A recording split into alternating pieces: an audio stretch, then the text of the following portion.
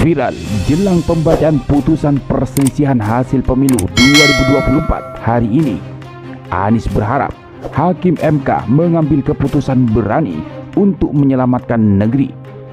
Sementara mantan Ketua MK Hamdan Zulfa optimis MK akan mengabulkan permohonan paslon 01 Anies Mohaimin. Perjuangan kita belum selesai.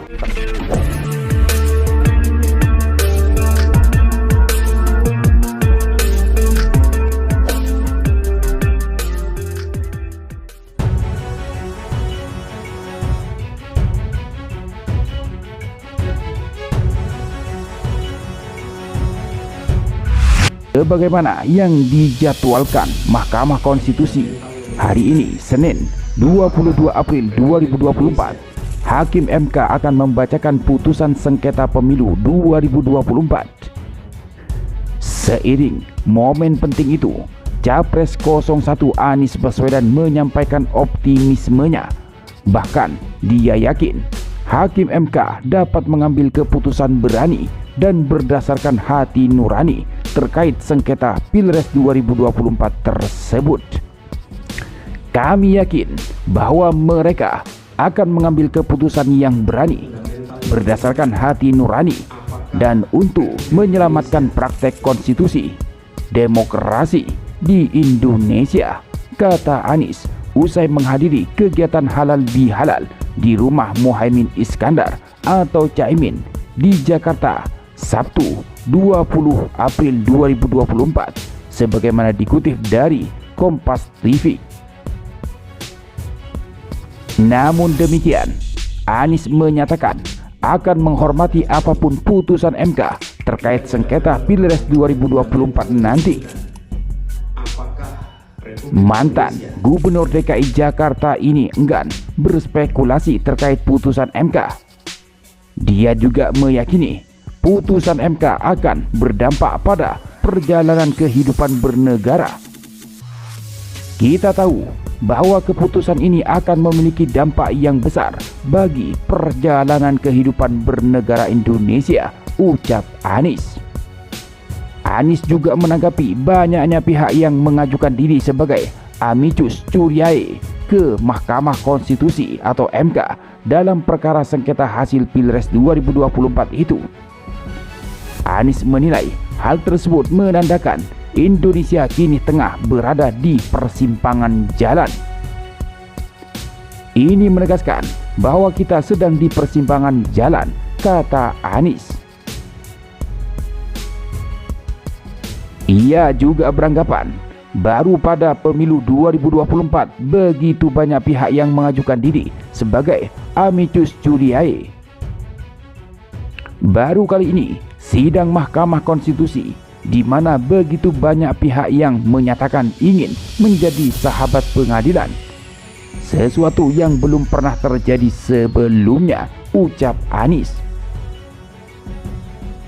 Selain itu, Capres nomor urut 1 ini menyebut banyaknya jumlah amicus curiae menggambarkan sejumlah pihak mengkritisi hasil Pilpres 2024 yang dimenangkan pasangan Prabowo Gibran. Apakah kita akan kembali kepada era di mana proses pemilu Pilpres itu serba diatur, serba dipengaruhi dan dikendalikan oleh kekuatan politik, atau kita akan meneruskan yang selama ini sudah ada, tutur Anies. Sementara mantan Ketua MK yang sekaligus Ketua Dewan Penasihat Tim Hukum Nasional Anies Mohaimin Hamdan Zulfa mengaku yakin Mahkamah Konstitusi akan mengabulkan permohonan sengketa hasil pemilihan umum atau pemilu 2024. Mantan Ketua MK itu mengatakan bukti penyimpangan dalam proses pemilu yang disampaikan tim hukum dalam persidangan perselisihan hasil pemilihan umum atau PHPU sudah lengkap. Dari sisi bukti-bukti sudah lebih dari cukup untuk bisa dikabulkan, kata Hamdan di Kebayoran Baru, Jakarta Selatan, Rabu 10 April 2024 lalu.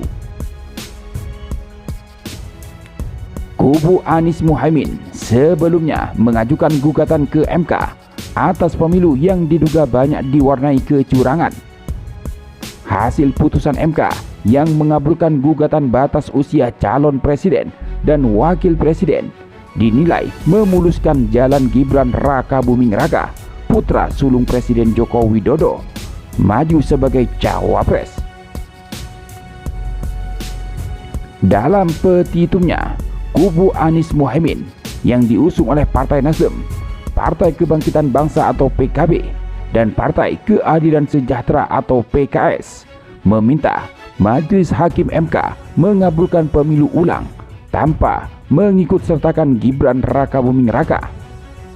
MK telah menggelar sidang atas perkara sengketa hasil pemilu itu. Hamdan Zulfa mengapresiasi Majelis Hakim MK yang telah menggali keterangan dari berbagai pihak selama sidang. Hakimnya cukup progresif. Karena itu, saya optimistis, ucap Hamdan Zulfa. Ex-pengurus Partai Bulan Bintang atau PBB itu berharap progresivitas para hakim MK bisa berlanjut. Selain itu, Hamdan juga mengomentari keterangan 4 Menteri Kabinet Presiden Joko Widodo atau Jokowi dalam sidang PHPU Pilpres. Sejak awal, kata Hamdan, dia sudah menduga keterangan para menteri soal dugaan penyalahgunaan bantuan sosial akan normatif. Namun, Hamdan Zulfa menilai para hakim MK mampu melihat permasalahan melampaui hal-hal normatif tersebut. Hakim kan sudah tahu itu pasti normatif, ujar Hamdan. Menurut dia, masalah yang dipersoalkan di MK adalah penyalahgunaan kekuasaan dan penyalahgunaan bantuan sosial atau bansos yang diterima masyarakat. Ada beberapa sisi dari bansos itu yang kita buktikan bahwa pembuktian dalam masyarakat itu memang dipakai untuk pasangan calon tertentu, katanya. Selain itu, Hamdan mengklaim bukti-bukti penyimpangan lain sudah dipaparkan oleh tim hukum dengan komprehensif. Di antaranya, dugaan pelanggaran administratif oleh Komisi Pemilihan Umum yang menerima pencalonan Gibran hingga mobilisasi aparat untuk pemenangan Prabowo Gibran.